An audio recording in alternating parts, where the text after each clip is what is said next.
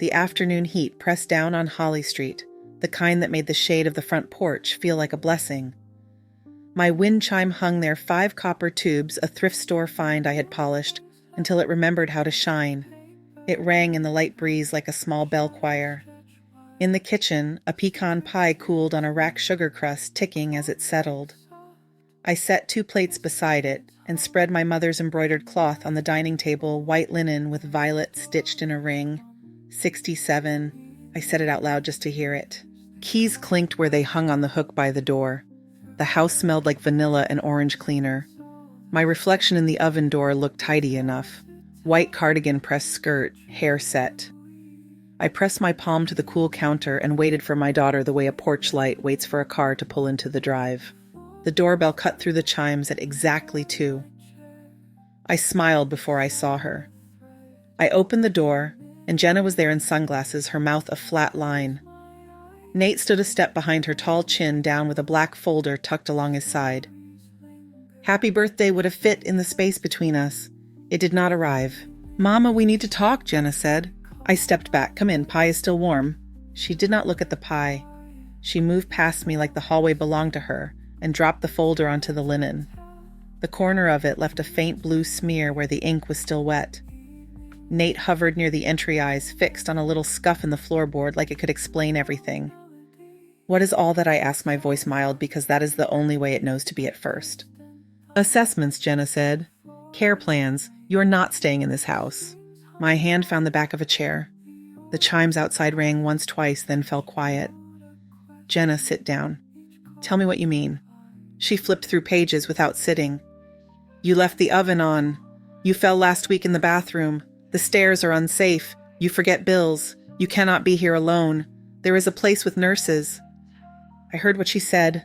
I also heard the way she said it, all edges and no air. I did not leave the oven on, I said. I did not fall. She shook her head as if swatting a fly.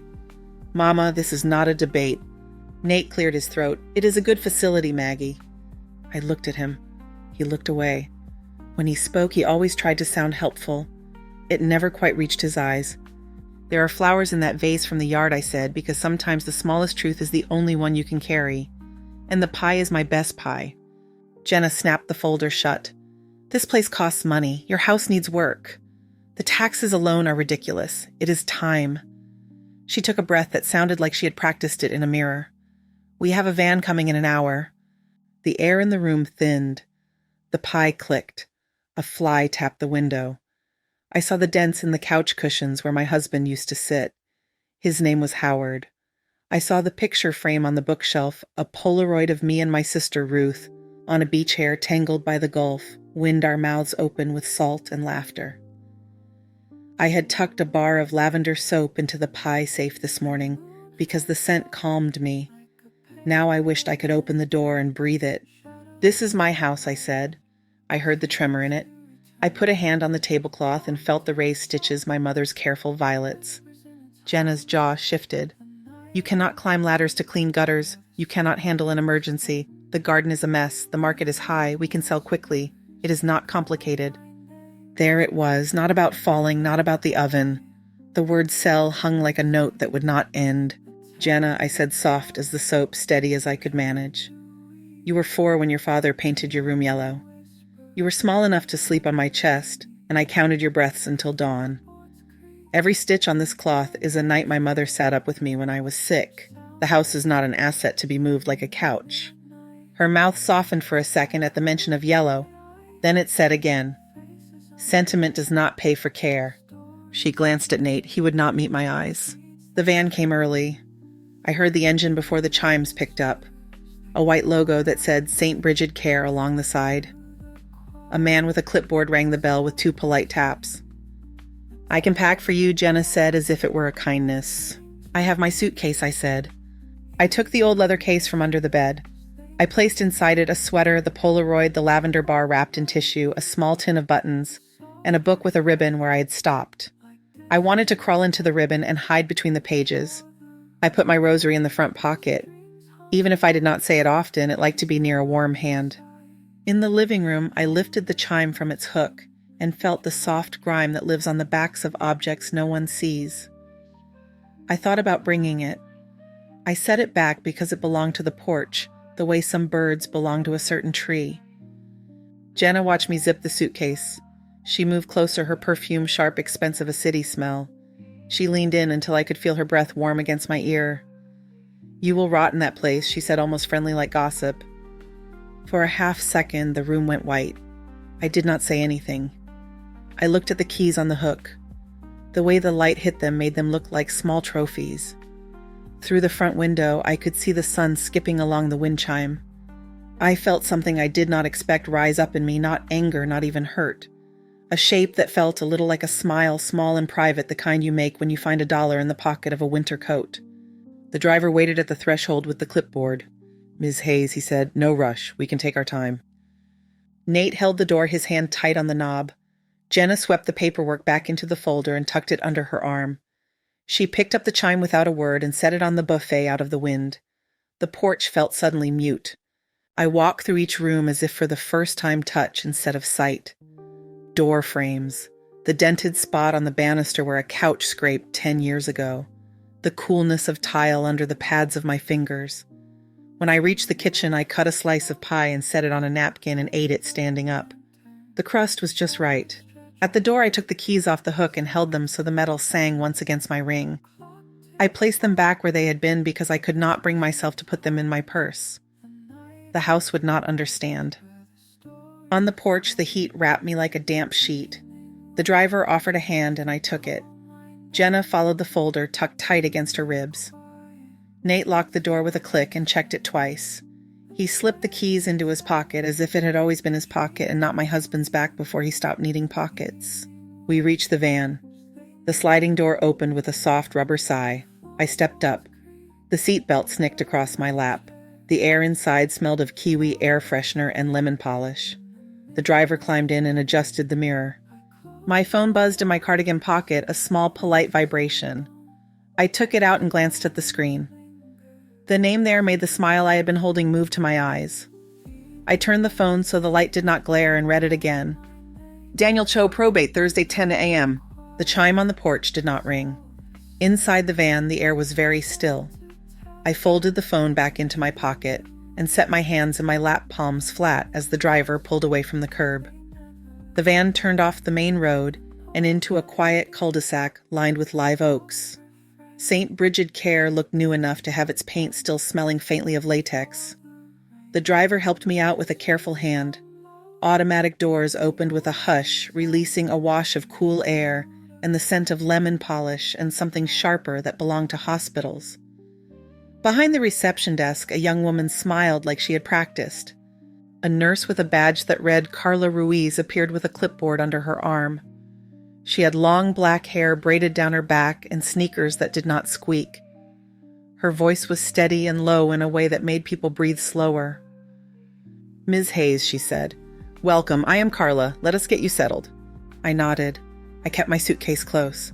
The wheels clicked across the tile, a soft metronome that agreed with nothing inside me. The hallways were wide and bright. TVs bubbled game shows into the air. Someone laughed like a kettle coming to boil.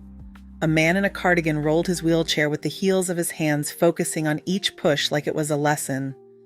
A woman in pink slippers shuffled past with a plastic comb in her pocket. Carla opened a door to a room with 2 beds separated by a curtain. One bed was made tight as an envelope. The other held an elderly woman propped up on pillows, a book splayed on her chest. She lifted her head and smiled without teeth. "This is Ms. Brooks," Carla said. "Evelyn, your neighbor?" The woman tipped her chin. "You will be fine," she said. "First day is loud, then it turns into a long day." "Good to meet you," I said. Carla set my suitcase on the empty bed and drew the curtain halfway for a sense of privacy. "Button for calls," she said, gesturing to the wall. "Meals at 8 noon 5. Activities are optional. You're free to sit outside in the garden. The roses do well here." I thanked her. She touched my forearm light as if testing a fabric. Then she left. I set the lavender soap in the drawer of the bedside table. The drawer smelled like wood and old dust. I placed the Polaroid of me and Ruth on top like a lid to hold the scent. I sat. The mattress hissed softly. My hands found each other in my lap with a memory of how to hold. Evelyn peered over. "First time away from home," she asked. "In this way," I said. She nodded at the curtain. I did not cry until the second night. The first night I told myself I was on vacation. The second night I remembered I had paid for it by giving up my house. I swallowed. I've not given up anything. Her smile went sideways. Good. At noon I picked at chicken salad that tasted careful. I ate the peach half like it was a job. I thanked the woman who brought the tray. After lunch, I stepped into the garden and sat on a bench under a crepe myrtle. Bees spoke in their many syllables among white flower cones. The sky was a hard Texas blue. I pulled my cell phone from my cardigan. The name on the screen sat like an anchor. I pressed call. Ms. Hayes, said Daniel Cho. Even his hello sounded like a clean sheet of paper. I was going to call you today. I'm at St. Brigid, I said. I did not come by choice. A pause that allowed the shape of the sentence to settle. I am sorry that happened. You are not under guardianship, correct? I am not. That means you can leave. You can sign. You can act. We have the probate meeting at 10 on Thursday. I will send a car to you. Until then, I can begin on your authorizations. May I ask a few questions? We went through them.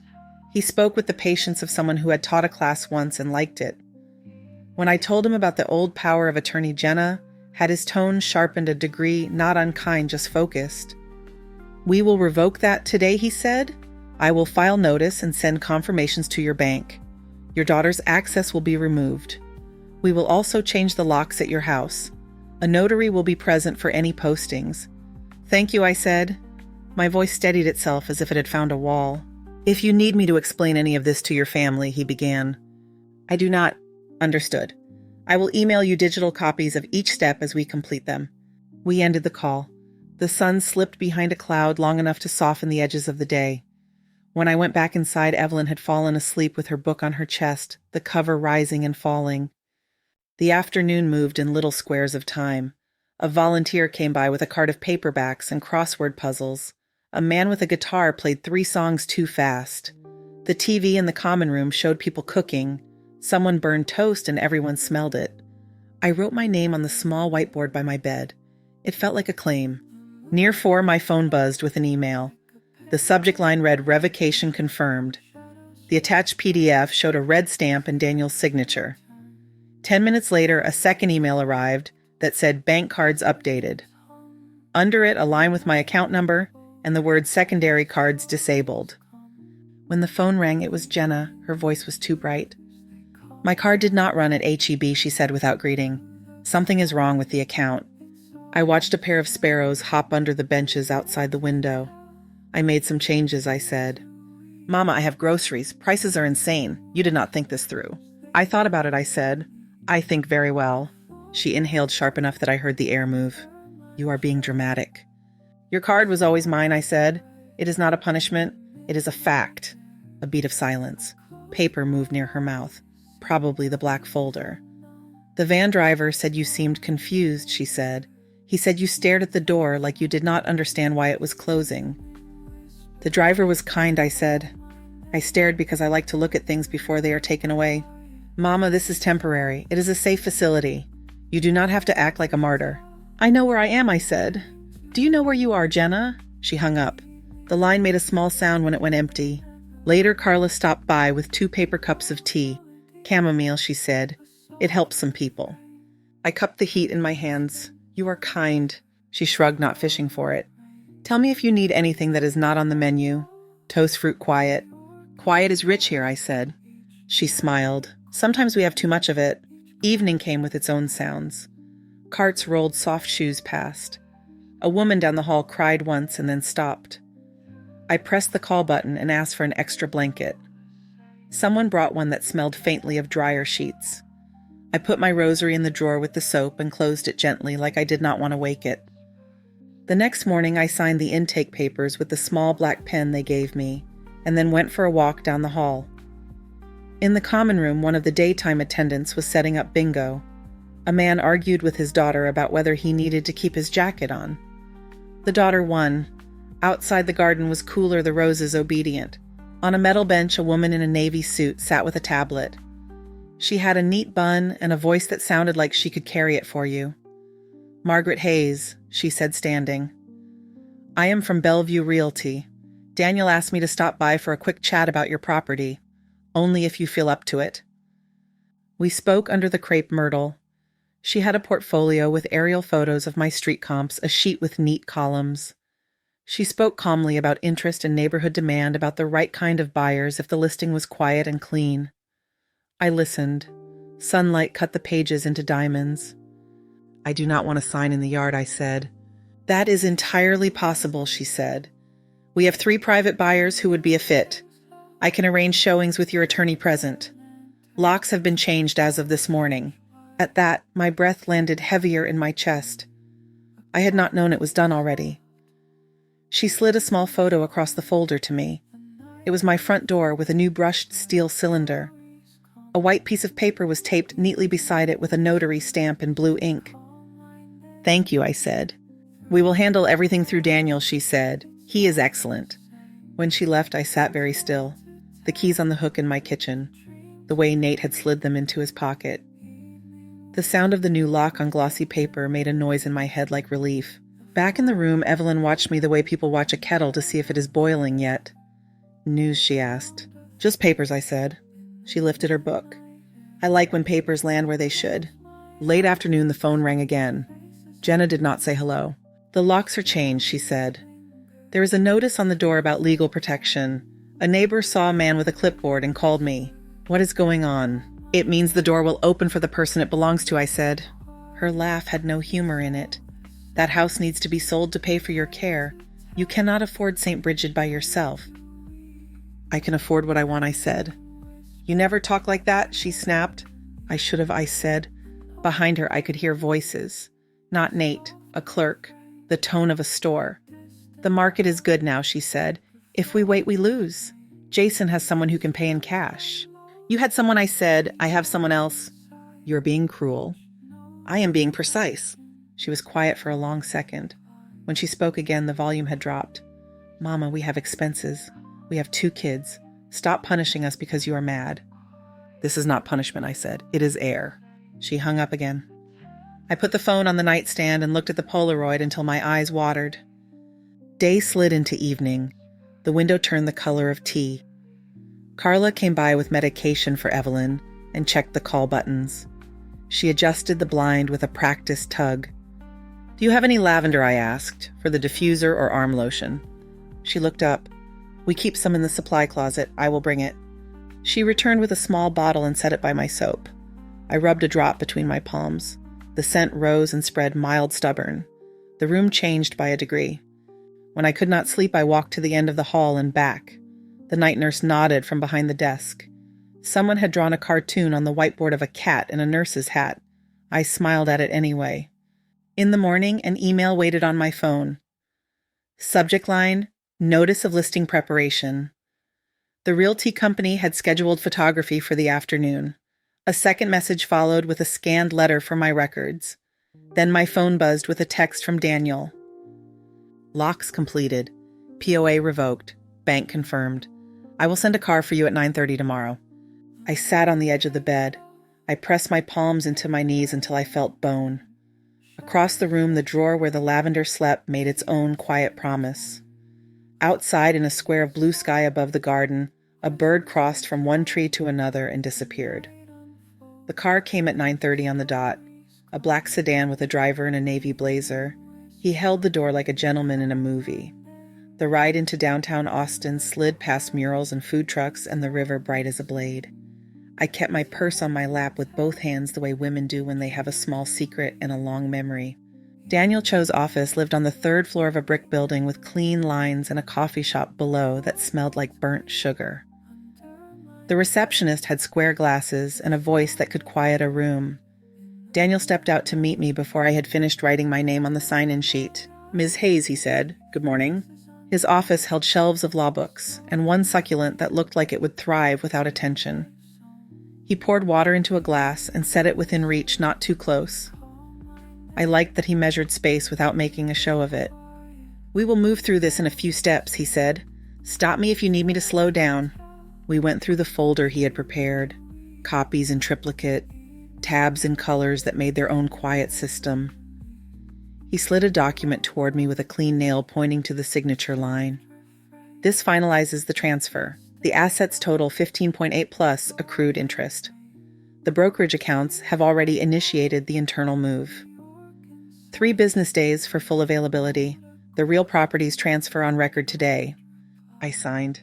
My hand shook once, then remembered its job. He passed the next set. This revokes any and all prior powers of attorney. It is recorded. The banks have confirmed removal of secondary credentials. Text confirmation should mirror what I am showing you. I signed again. It felt like pushing a door closed with my hip while my hands carried something fragile. Next, he said, "Your will." He explained with patient clarity, listing out the paragraphs and who they protected. When he reached the clause that named the charitable allocations, he looked up to find my eyes. "If this is the plan you told me, I have it written exactly," so he said. "It is the plan I said." He nodded. I signed. The pen left a clean black line that did not argue with the paper. A notary came in, witness stamped. Her stamp made a satisfying official thud that felt like gravity doing what it should. When she left, Daniel gathered the signed stack with a neat hand. "You are now insulated in the places you asked for," he said. "The rest we can manage with phone calls." He opened another folder with aerial photos of my street, the same ones I had seen under the crepe myrtle. "Bellevue is ready to list quietly by Monday. A young couple has already expressed strong interest. They are teachers. They have their own financing and prefer a straightforward close." I let out a breath I had not noticed I was holding. "I want that," I said. "I will notify them," he said. "We will make sure all access is supervised. The locks are secure and the notice is posted. Your personal items remain as you left them. When you are ready, we can arrange careful packing with inventory." I nodded. My throat grew warm for a second and then cooled. I lifted the water and drank because it gave my hands something to do. Daniel's phone buzzed once on the desk. He muted it without looking. "Ms. Hayes," he said softer, "I am sorry for how this began for you." I met his eyes. They were the kind that did not flinch. "Thank you," I said. On the way back to St. Brigid, the driver took a different route. The streets were busy with lunch traffic. At a light, we paused next to a nursery that had wind chimes hanging in a row. The breeze set them off one by one, tin glass, bamboo, copper, each with a distinct voice. The sound passed through the window and sat with me. In the lobby, Carla raised a hand. "Welcome back," she said. "How was your morning?" "Productive," I said. "Good word," she said and smiled. I stopped at the reception to sign my name and felt a presence step in behind me. Jenna's perfume announced her before her voice did. Nate walked with her carrying urgency like it weighed more than the folder. "We need to see our mother," Jenna said to the desk, not to me. "I am here," I said. I turned. Her sunglasses were on top of her head. Her eyes were tight around the edges. Nate's shirt still had a dry cleaner crease and a wrinkle where a seat belt would lie. "We tried to get into the house," Jenna said. "The locks are changed. There is a paper on the door like it is a crime scene. What did you do?" "I put my door on a new key," I said. "You cannot do that without telling us," she said. "We have to prepare the sale." "Nate found a buyer." "Nate has many talents," I said. "I have a lawyer." Nate shifted his weight the way people do when the floor begins to feel like a boat. "We are trying to help," he said. "Taxes, maintenance, all of that. This is not personal." "It is personal to the person whose name is on the deed," I said. Jenna pressed her lips together. For a moment I saw the child who had pouted when asked to share a toy. Then it was gone. "We are your family," she said. "We should have a say." "You had a say," I said. "You emptied my pantry and scheduled a van." She took a breath in like a swimmer facing cold water. "We used the power of attorney for the home equity line 2 years ago because you were recovering from pneumonia and bills were stacking up, and the bank made it simple. It is not like we took money we were not going to pay back." "You used my house as collateral," I said. "You did not ask." "You never listen when it is about money," she said. "And it does not matter because eventually the house would be mine." It came out of her without shame, like she had said it in her head 100 times. Nate glanced at her the way a driver glances at a guardrail right as the road bends. "Not anymore," I said. She blinked. "What does that mean?" "It means your paperwork is not my life," I said. Evelyn's wheelchair creaked as it turned the corner. She caught my eye and kept going slow as a prayer. Carla watched from behind the desk and gave me the smallest nod, not permission, not rescue, just a human witness. Jenna lowered her voice a fraction. "Mama, you are at St. Brigid. This place is not free. If you sell now, we can pay for good things. If you insist on this, you are choosing to live worse." I thought of the lavender tucked in my drawer and of the bench under the crepe myrtle. I thought of the stamp on the notary sheet and the sound it made. I can afford the choices I make, I said. Jenna stared at my face like it had changed shapes. How she said. I let the silence hold between us. In it, I could hear the reception printer whir the soft clack of a keyboard, the wheel of someone's walker tapping once against the baseboard. Aunt Ruth took care of me, I said. Her mouth opened and closed once. How much, she said. The words were small and sharp. Enough, I said. Nate lifted his hands, then lowered them. He looked like someone who wanted to put out a fire with a damp towel and knew it would not be enough. Jenna, he said quietly. Jenna shook her head and stood straighter. If you had told me this before, none of this would have been necessary, she said. You are trying to punish me. I am trying to live, I said. She laughed once without pleasure. You think you won? This is not a game, I said. Her eyes flashed. Do not talk to me like a child. Do not treat me like a drawer you can open when you need something, I said. We faced each other in the middle of the lobby, with the air conditioner humming like a distant ocean. Nate's eyes moved from one face to the other, as if there would be a cue he should take. The automatic doors hissed. A visitor came in carrying a potted fern. The receptionist answered a phone and said good afternoon in a tone that would not be shaken. The moment stretched not dramatic, just ordinary and impossible. Jenna exhaled through her nose and then spoke so quietly I had to lean in to hear. I am pregnant, she said. 3 months. The sound of it hung between us like a bell that had been struck and was still vibrating. She waited, searching my face for something she could use. I stood very still and let the word sit where it landed. The word sat between us without moving. Pregnant. 3 months. The lobby's air smelled faintly of hand sanitizer and new carpet. I nodded once because my head needed to do something. Congratulations, I said. Jenna waited for more. When it did not come, she straightened the folder against her ribs like it was a spine. We will talk later, she said, and turned. Nate followed. The automatic doors opened with their usual patience and closed again. I went back to my room. I opened the drawer, touched the lavender bottle, and let a single drop warm between my hands. The scent climbed and softened the edges of the afternoon. The next days moved in square pieces. Papers were signed. Emails arrived with clean subject lines and attached stamps. Bellevue sent a note that the teachers wanted to see the house. Daniel arranged access and stood on the porch while a photographer took careful pictures of the rooms. He sent me one image, in particular the dining table with the linen cloth smoothed flat, the faint blue smear hardly visible unless you knew where to look. When the offer came, it sat on paper like a clear day. Full price, no contingencies, 10 days to close. The number was neat and round. I signed where Daniel placed his finger. He sent the packet back while I watched his phone send. It felt like placing a box on a high shelf and stepping away without wobbling. Carla noticed my quiet smile that evening when she brought my medication. Good news, she said. Paper that landed where it should, I said. She grinned and tucked the blanket at my ankles, my favorite kind. The call from Jenna came the next morning while the cafe cart rattled past with muffins still warm in their paper. Her voice had a thin edge. Why is the house on the market, she said. I just saw the listing notice. It is under contract, I said. You did not tell me. I am telling you now. She breathed in sharply. Who are these buyers? Jason had someone lined up.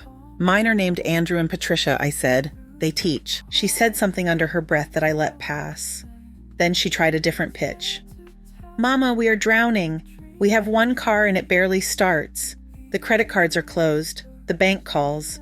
We need a bridge until the baby comes. No, I said. There was a pause long enough for me to hear the mail cart squeak down the hall. You are serious, she said. I am. You know how much we owe? I do not need the number, I said. Mama, I will not argue, I said.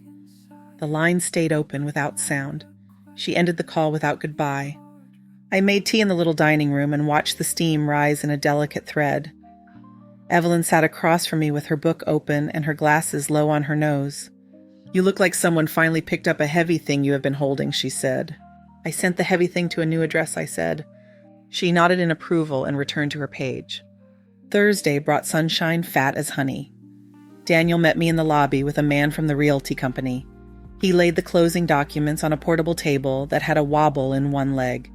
We fixed it with a folded napkin. The pen felt like a sensible tool. I signed where I was told. The notary's stamp pressed down and came up with blue ink. Daniel shook my hand, not firm, not soft, just exact. "Funds will hit by end of day," he said. "Thank you," I said. On my way back to the room, I passed a small notice board by the elevator. Someone had pinned up a flyer for a community legal clinic. The headline read, "Know Your Rights" in bold letters. The paper caught a sigh of conditioned air and fluttered once. That evening, Jenna sent a text with 2 words: "We lost." I set the phone face down for 5 minutes, then turned it back over. She did not add more. The week slid along. At dawn, the garden smelled damp and clean. I would sit on the bench and watch the bees count the blossoms with their bodies. A small pleasure. Carla would find me and bring me a paper cup of coffee that tasted better outdoors. My phone slept quieter these days until it did not. Jenna called again on a Sunday when church bells somewhere far away tried their best. She did not use greetings anymore. "We owe $200,000, she said. "There, you have the number." I did not want to say it, but there it is. I listened. Numbers do their own talking. "We took a home equity line when you were weak." "We thought it was smart," she said. "Then Jason's job ended and the fees ate us. It spiraled." "I know what you think. I am not asking you to erase all of it. Just keep us from going under." "No," I said. She made a sound that was not quite a cry. "Please, the baby." "The baby needs parents who can stand," I said. "Not parents who lean until someone else breaks." Silence grew a long branch. Then Jenna said in a smaller voice, "I have an appointment tomorrow for a receptionist position. I will take it." "That is good," I said. "I hate asking you for anything." "You are not asking," I said. She hung up. I put the phone in the drawer and touched the lavender. When the call came that she was in labor, it was from Nate. His voice was stripped down to its frame. "We are at St. David's," he said. "She asked me to tell you." I got a ride with Carla's friend on her break. The hospital lobby smelled like coffee and worry. The elevator ticked up numbers with the slow certainty of a metronome. Outside room 317, the world narrowed to a breath in, a breath out, and the sound of shoes moving with purpose that made other people move. Jenna lay with her hair damp and her face bare of its usual armor. She looked at me and did not say anything. I stepped closer. She took my hand without asking. We stayed like that through a contraction that bent the room in half. She did not crush my fingers. She held them like a rope. Hours went in circles. The monitor beeped gently. A nurse with a kind face adjusted lines and checked screens. Nate counted under his breath when the contractions peaked. I rubbed Jenna's shoulder because it was something a hand could do. When the baby arrived, the air changed the way air changes when a summer storm breaks. A cry announced itself. The nurse laid a small bundle on Jenna's chest and the room became one point of light. The baby had hair the color of tea and hands that opened and closed like tiny sea anemones tasting the water. "What is her name?" I asked. "Margot," Jenna said, hoarse and almost smiling. "Margot." I touched the baby's foot with my knuckle. Warmth, weight, a living rhyme. Jenna's eyes filled and did not spill. Nate stood at the foot of the bed, both hands on the rail, as if he had found the edge of a shore after swimming hard. I stayed long enough to see Margot latch to hear the small noises babies make when they are busy being new. I took an envelope from my bag and set it on the tray table.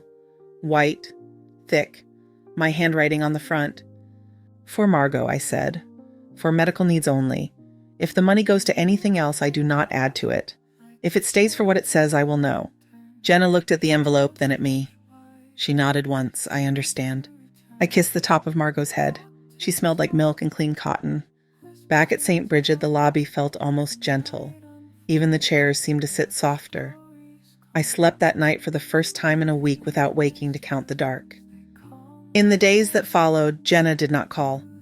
She sent a photo of Margot at home, a hat with little ears pulled down to her eyebrows.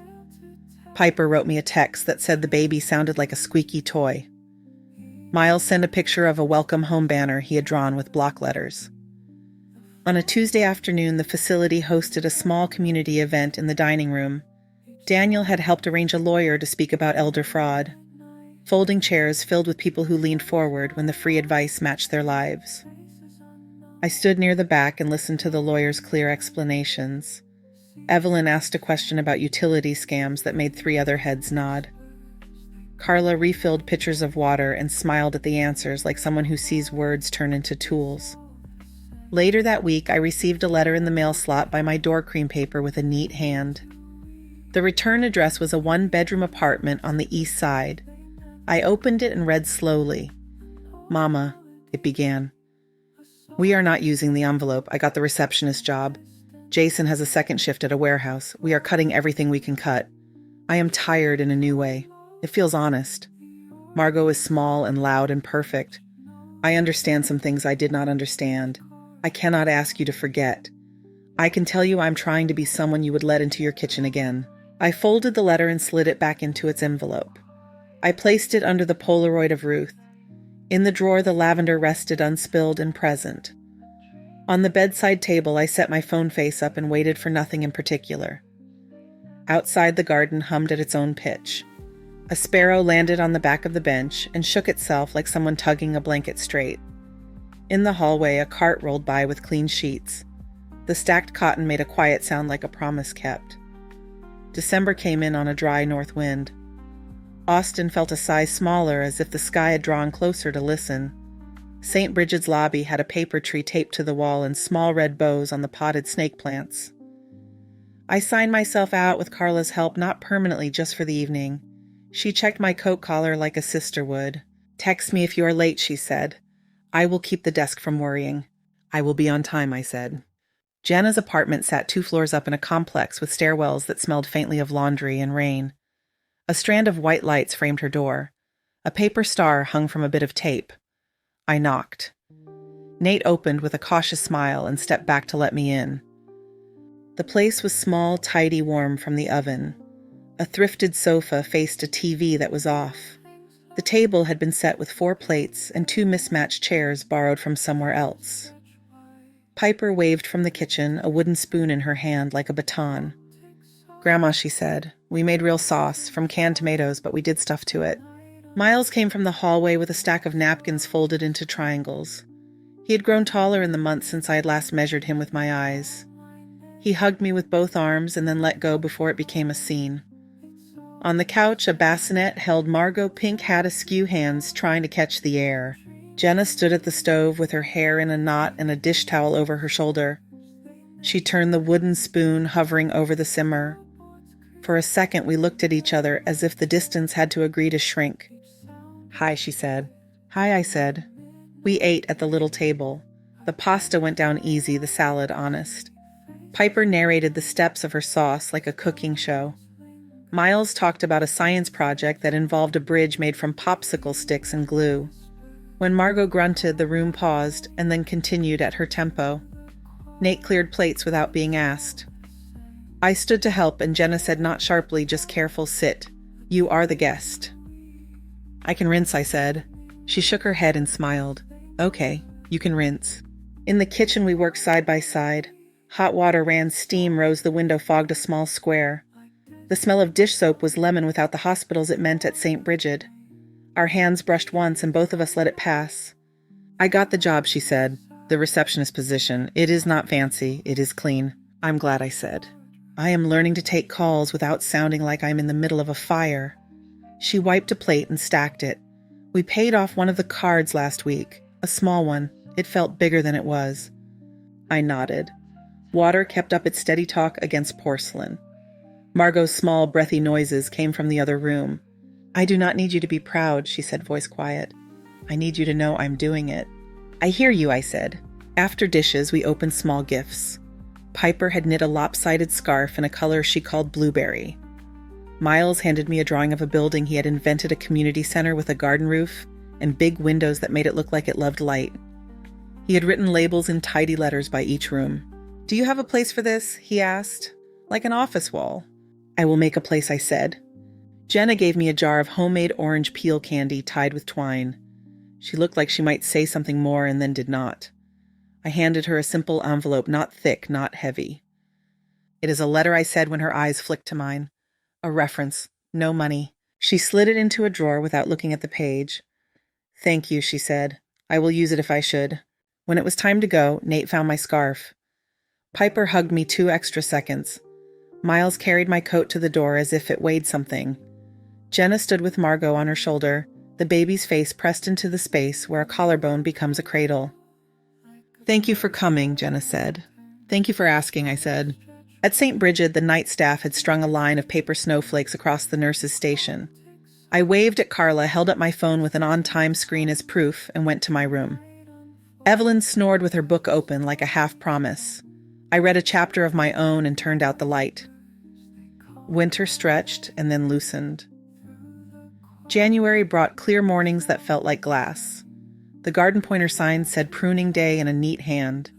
I learned people's routines the way you learn the creek behind a house. The man in the cardigan liked to sit facing east. The woman with the plastic comb preferred the second seat by the window for bingo because it did not squeak. Photos of Margot arrived on my phone without commentary. A yawn that swallowed her whole face. A fist gripping a parent's finger with impossible conviction. A bath where her hair went flat and then sprang back. Piper's texts were punctuation marks that made the day brighter.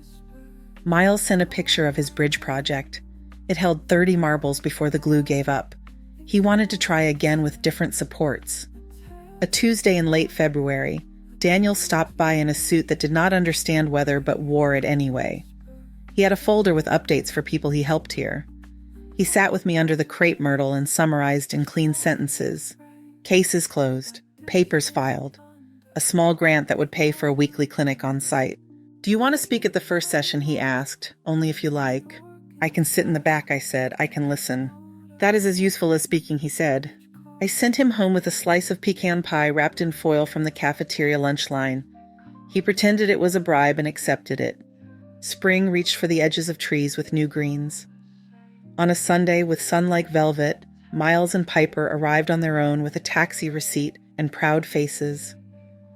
We sat on the bench in the garden and watched bees make their language over the clover. Piper pulled a notebook from her backpack and showed me a story she had begun. It had a girl who collected lost buttons and threaded them into constellations. I liked how her sentences knew when to stop and when to keep going.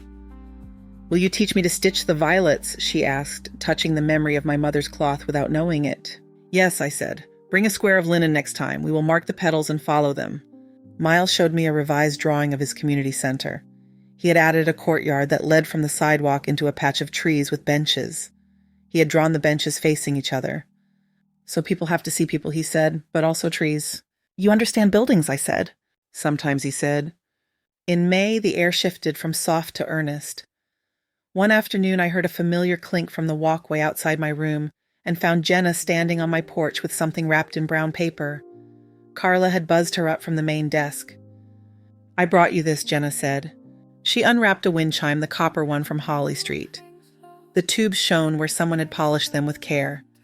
The string had been mended with new knots. It was in a box with the winter things she said. I thought it would like the air here. She handed it to me and I held its weight. We hung it under the eave by the garden door together. It rang once with a small perfect sound. "Thank you," I said. She stood with her hands in her pockets, shoulders in a place that did not ask. "We are keeping the envelope," she said. "Still sealed." I nodded. "You decide." "I know," she said. June burned the edges of the day. Fans clicked in corners. Ice water became its own small ceremony. I went to the weekly clinic once and watched a man ask questions about a phone scam. The lawyer answered with patience that did not flatten him. Evelyn brought a neighbor and stayed afterward to chat about nothing. Nothing can be a very fine subject. On a bright Saturday morning, Jenna came by with a large grocery bag and a determined look. "Lesson," she said at the doorway. "Pie." We baked in the little St. Brigid kitchen that residents could reserve in 45-minute blocks. Piper measured sugar. Miles pressed the crust into the pan with a thumb that knew its job. Jenna toasted pecans in a skillet until the kitchen smelled like fall had walked in early. Margot banged a wooden spoon on a mixing bowl from her little chair and declared herself a drummer.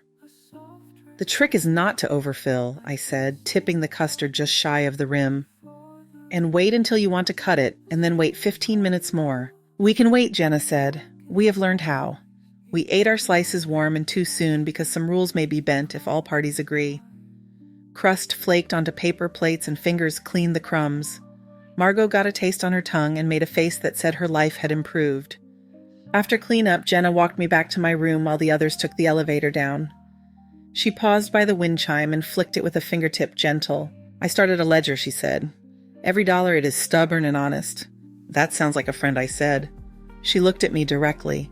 Her face held no performance, only the wear of her days and the lightness of small wins. "I do not want to make speeches," she said.